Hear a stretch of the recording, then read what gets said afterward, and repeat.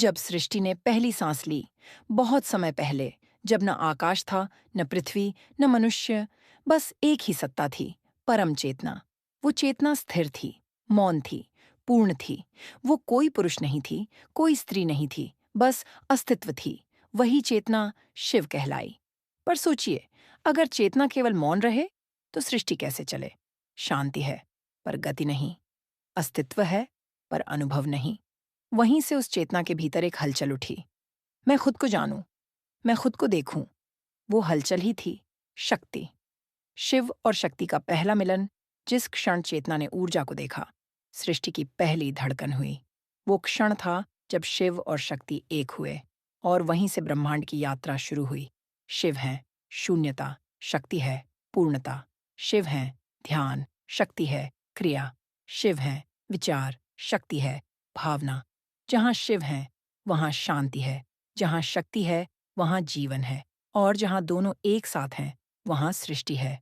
देवी के अनेक रूप, एक ही शक्ति अलग अलग समय, परिस्थिति और कार्य के अनुसार अलग रूप धारण करती है। जब वह पालन करती है तो पार्वती कहलाती है। जब वह विनाश करती है तो काली बनती है। जब वह ज्ञान देती है तो सरस्वती बनती है। जब वह धन और सुख देती है तो लक्ष्मी बनती है। और जब वह अधर्म से रक्षा करती है तो दुर्गा कहलाती है। ये सब एक ही शक्ति के रूप हैं, जैसे एक ही सूर्य सुबह लाल, दोपहर में उजला और शाम को नारंगी दिखाई देता है। रंग बदलता है, पर सूर्य वहीं रहता है। शिव बिना शक्ति, शक्ति बिना शिव, ये ब्रह्मांड दो सिद्धांतों पर चलता है, चेतना और ऊर्जा। अगर केवल शिव रहे तो सब कुछ मौन हो जाएगा, और अगर केवल शक्ति रहे तो सब कुछ असंतुलित हो जाएगा। इसीलिए कहा गया, शिव बिना शक्ति शव है, शक्ति बिना शिव शून्य। दोनों एक दूसरे के पूरक हैं। शिव देते हैं दिशा, शक्ति देती है गति। शिव है ज्ञान, शक्ति है अनुभव। शिव है अस्तित्व, शक्ति है उसका अभिव्यक्ति। अर्धनारीश्वर का रहस्य शिव और शक्ति का मिलन प्रतीक रूप में दिखाया गया।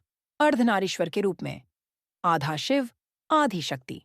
इसका अर्थ है सृष्टि में स्त्री और पुरुष, शांति और क्रिया, ध्यान और कर्म, दोनों का समान महत्व है। जब ये संतुलन बिगड़ता है, अंधकार फैलता है, और जब ये संतुलन वापस आता है, प्रकाश लौट आता है। निष्कर्ष, माँ शक्ति केवल देवी नहीं है, वो स्वयं सृष्टि की ऊर्जा है। और शिव केवल देव नहीं है, वो स्वयं सृष्टि की चेतना है। एक बिना दूसरा अधूरा है। दोनों साथ हों, तभी जीवन, ब्रह्मांड और हम सब अस्तित्व में हैं। इसलिए कहा गया है, शिव ही सत्य हैं और शक्ति ही उनकी अभिव्यक्ति।